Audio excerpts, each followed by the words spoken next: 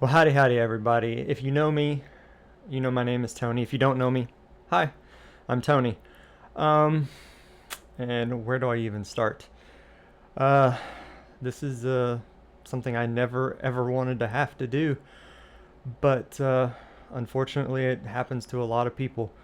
Um, and that is, I got some bad medical news, and I just don't really know how to deal with it. Um, if you know me, I'll go all through all of this in a new episode. What I'm wanting to do right now is get the first episode of this out, and I want to just talk about what's been going on in my life over the last couple of years. I'll do that in another video where I just detail the entire journey that I've gone through over the last couple of years since about July of 2024. But if you know, recently, about 3 weeks ago, I was diagnosed with pancreatic cancer. Um, and if you didn't know, now you do. Uh, yeah, I have pancreatic cancer. I've been dealing with some issues for a couple of years now, on and off, really, more on than off over the last couple of years. I've had numerous hospital visits and doctor visits and things going on, but nobody knew what was happening. And then a few weeks ago, I was not able to keep any food down. I was really having trouble eating. Um, and it got so bad that at one point I ended up in the hospital. They had to clear my stomach out. They put a stent in my bile duct again because I've been going through that for a couple of years, replacing that every few months. But the area where the food is supposed to leave my stomach had basically been compressed and shut, and it wasn't letting food leave my stomach. Uh, and so I ended up in the hospital. They put a stent in my stomach to help keep my stomach open so that food can pass through. And during all of that time, they did some more biopsies on my pancreas and discovered that I do in fact have pancreatic cancer. Um,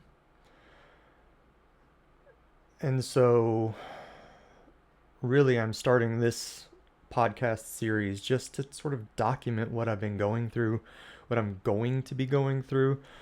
Um, Starting today, Wednesday, when people are seeing this, I will be doing my first chemo treatment. And based on what the doctor told me in the hospital a few weeks ago, it's going to last roughly about. I don't know why my dogs are barking. Um, but it's going to last roughly about 6 months of chemo treatments,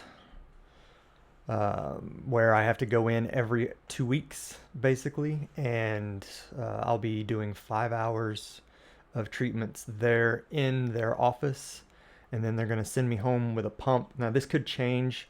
I'm recording this before my first treatment, so I meet with the doctor at 9:45 in the morning to go over exactly what treatment is going to look like. But as of right now, it's going to be 5 hours in office, and then they send me home with a pump that I have to be connected up to for 2 days at home, and then I will go to the hospital here in Ada and get it removed, um, and then start the process over again 2 weeks from then. So I have no idea what these treatments are going to look like. I don't know what drugs they're going to have me on. Uh, I don't know what kind of side effects to expect because they haven't said what I'm going to be on. Um, and so this is really just it's a lot of unknowns right now. Um, and it's scary, but I'm hopeful. Like through this whole process, I've had just this insane sort of feeling of hope. And the word hope keeps popping up everywhere that I see. Um, when things started to get really serious, and a few weeks ago, and it looked like that was probably what the diagnosis was going to be, even if they hadn't officially said. I picked up a journal that my wife had gotten for me, and it's got a Bible verse. I don't remember exactly what it is, but hope was in big letters on the front of this journal, and I was like, that that is my word for this journey, is hope. Um, I'm hopeful for the future. I'm scared for the future because anytime a doctor says the word cancer, your mind automatically goes to the worst possible scenario. Um, and that's just inevitable. I've thought the same things. Uh, what if things don't work out and I take a turn for the worse very quickly? I don't know. I really don't. But through all of it, I've just had this feeling, this sense of hope that things are going to be okay. And that makes it a little easier to get through. Um, Jill has been a rock through this whole thing. Like over the last few weeks, I've had no energy to do anything really. Um, some days I felt really good. Some days I have felt so bad that I just want to sit and do nothing. Uh, and I hate those days. I'm not the kind of person that likes to just sit around doing nothing. There's so many things around the house that we want to get done, and do, and um, take care of.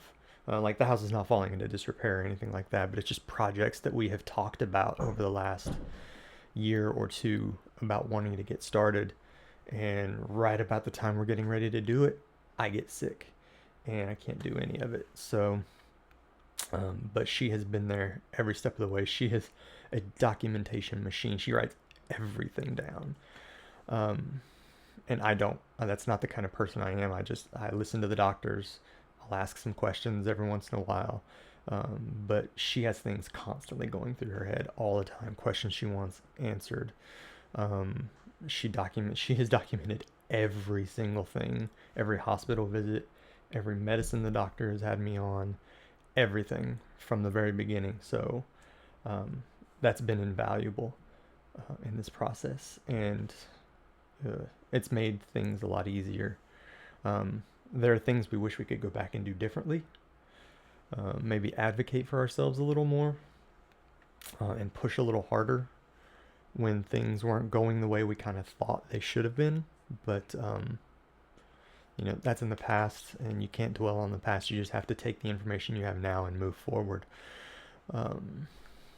So that's what this podcast that I'm doing right now is going to be. It's just me documenting what I'm going through, what I'm feeling, how treatments are going, what they're like.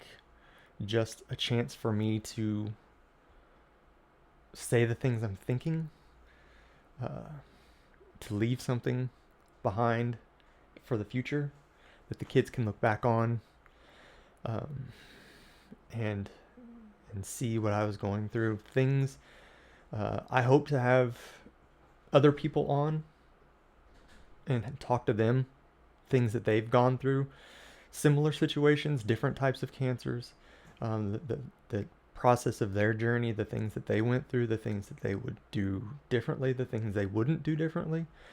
I'd like to have my wife on at some point to just talk about what it's like to be the person taking care of someone that has a cancer diagnosis.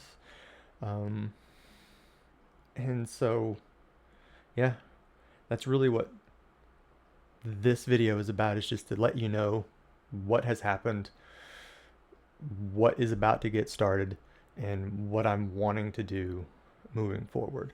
I don't know how often I'll do it, whether it'll be once a week, whether it be 2 or 3 times a week. It won't be daily. I know that. There's just not enough, I think, to deal with on a daily basis to do that. But once a week or a couple times a week, I'll get on and record something and let you know how treatments have gone, what I've done, things that have kept me busy through treatments, because those are going to be long days. My one tomorrow or today, it starts at 9 o'clock with blood work, and then I have to meet with a doctor at 9:45, and then treatment starts at 1, and it's supposed to last 5 hours. So I'm going to be leaving my house about 7 o'clock in the morning, and I'm not going to get home until about 7 or 8 o'clock at night. So it's going to be a very long day. I'm going to be very exhausted. My boss has already said, I don't think I'm going to see you at work on Thursday. Take care of yourself. Um, and that's been amazing. Like, work has been so accommodating through this process.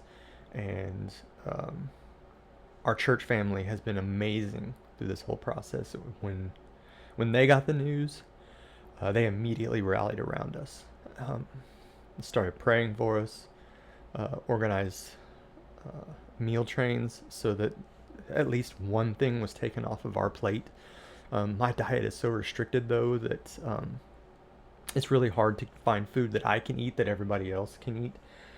So I have basically just told them, uh, feed everybody else and I'll take care of myself. Or Jill and I will take care of myself as far as food goes.